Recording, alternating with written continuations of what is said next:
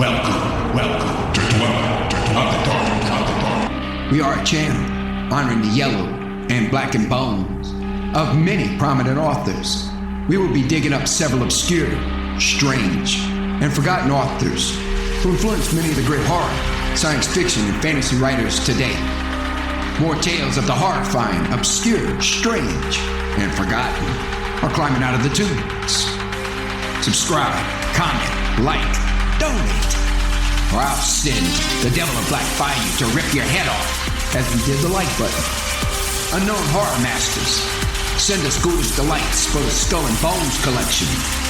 Your pound of writer's flesh will feed our ghouls. For now, books, albums, websites, in the links below. Children of Horror, Legion of Ghouls. The Other One by Jerryl L. Keane. In a few minutes, I shall have to call the police, but I know that they will not believe me. It is better, perhaps, that I write it down now while the details are still clear in my mind. But they won't believe it anyhow, and the writing is not easy in view of the fact that the evidence, the body of my landlord, lies a few feet away, blocking the door. His face is turned away from me, but I am aware of the bulging, staring eyes and the protruding, blackened tongue, even though I cannot see them from where I am sitting in my bed. I went to bed early tonight. The day had been long and difficult, and I needed the rest. The cat came into the bed with me, as usual, and we must have gone to sleep fairly quickly, for it seemed as if nearly the entire night had passed. And yet, my clock tells me that it is only just past 3 in the morning. I never did know what it was about the man that I did not like. He bought the house after I had been living there for over 2 years, and from the first day that I saw him, there arose within me a feeling of loathing, such as I had never known before and hoped never to experience again. The cat felt the same way about him, and each time that he saw the man would arch his back and spit at him, and if Mr. G approached, would lash out with his claws. Now this was strange, for Mr. G was fond of cats and had 3 of his own. Maybe mine picked up what was to occur tonight. I have no way to tell. Until tonight, however, aside from an assortment of unpleasantries of a minor nature, I had no reason to feel the way that I did, and the things that happened that were unpleasant were no more than minor irritations that occur when any landlord is unduly greedy. Maybe it was his appearance that did it. He was a tall man, nearly 6 feet, and heavy, probably well over 200 pounds. He could perhaps have been handsome in a superficial sort of way when he was younger, but more than 50 years and habits spoken of only in whispers that he was known to have, indeed flaunted in the public eye, made him obviously what people said he was. His eyes protruded slightly anyhow and were of a pale china blue. His lips were wet and red and slobbery as he spoke, and his skin was a flabby, pasty white. Indeed, what must have been a fine build was running to flabbiness all over, and what repelled me the most were his fat, pudgy hands, with fingers like snarled stumps. Yes, he was a thoroughly unpleasant character in appearance, and by reputation and experience of him proved that the reputation was not only deserved, but earned. But this is beside the point.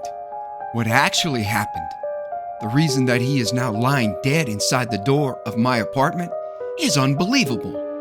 I can't believe it myself, although I know it happened.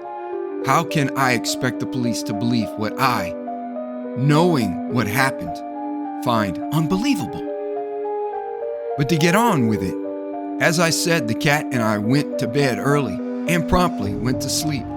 It was probably a bare 10 minutes ago that I was awakened by the sound of a key turning in the lock of the door of my one-room apartment. There is no inside hallway. I sat up in bed abruptly, wide awake at once, and was about to reach for the light and ask who it was when the cat jumped to his feet, arched his back, and began to spit. I knew then who was slowly opening the door. I was so terrified with fear that I could neither call out, turn on the light, nor reach for the telephone at the head of my couch. I just sat there, sweating with fear. Slowly the door opened, and Mr. G's face leered in at me through the opening. He saw my fear, and his leer turned to a vicious grin of anticipation, and he licked his already wet lips as he came in and closed the door behind him. There was light enough from the streetlight outside for us to see each other clearly. He took one step forward, reaching out his arms. As he did so, his pudgy hands ready to grasp. That was when it happened. First, the cat went for him and went for his throat. But even as he did so, the really queer, unbelievable thing happened. I swear I did not move from the position I was in. I was too terrified to do so, even though I wanted desperately to hide and to run away.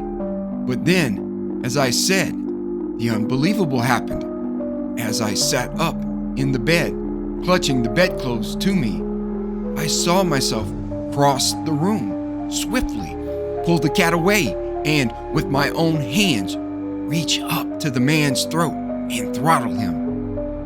I was sitting in the bed, I tell you, and yet I watched myself cross the room and with my bare hands strangle a man more than twice my size.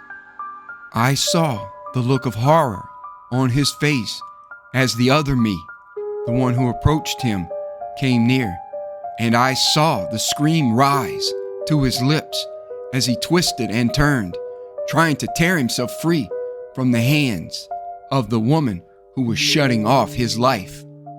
It was I, and it wasn't I.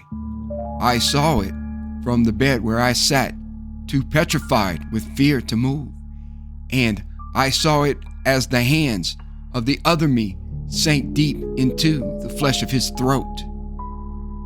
I saw it from the me that sat terrified in the bed, and I saw his eyes bulge out of their sockets, and his face turn black as the fury of the other eye, hands tightening relentlessly to shut off his breath, pressed the other eye's face close to his. The other eye heard the last faint gurgle and felt the sudden relaxation of the man's body as his life, unable to support itself in the body longer, left, and he slumped to the floor. The eye in the bed was conscious, half of one and half of the other, and then as the other eye made sure that the corpse at her feet was lifeless, that eye returned instantaneously to my body, which was still sitting as if frozen in the bed. The cat sniffed the corpse briefly, and with a final spit, jumped back into the bed with me. The other eye had disappeared. It was probably a minute or two before I recovered enough to put on the light.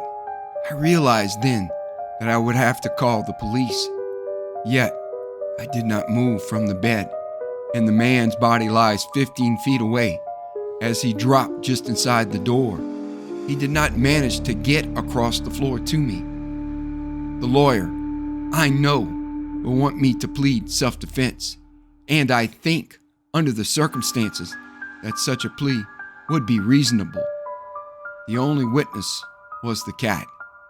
But what really will puzzle the police is how a frail woman, weighing less than 100 pounds, could strangle, with her bare hands, a man more than twice her size.